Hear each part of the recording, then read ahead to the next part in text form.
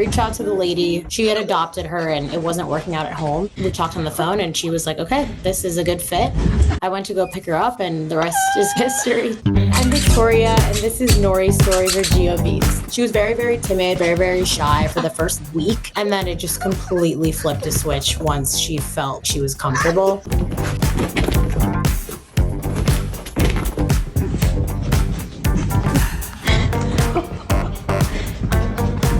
I was living with my other roommates at the time who have a dog, Lee. She completely got out of her shell and was absolutely insane. Just completely quirky and herself. He yawning, he unamused. I've loved Italian Greyhounds my whole life. It's been my dream dog. People would always say, oh, Italian Greyhounds are like 80% sleepy and 20% crazy. Nori was 100% the complete opposite.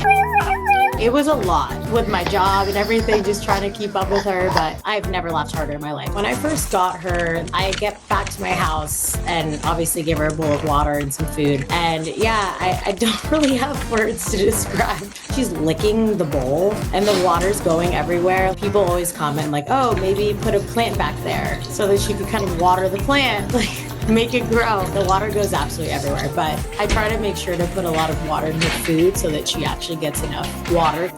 People would say, oh, it's a neurological issue. She's not right in the head. It's just funny to think about, which she definitely isn't, but not in like a neurological way. I think she's just too smart for her own good. When I took her to the vet, they were like, no, I think she's just a little weird. I had to get a, what do you call it? Like a little ID card for her. In California, you have to register just saying all their shots are done. So on the ID card, it literally looks like an ID that you or me would have. And there were words that I had to choose from, like a massive amount of words. And the words that stuck out to me were mischievous, cuddly, shy.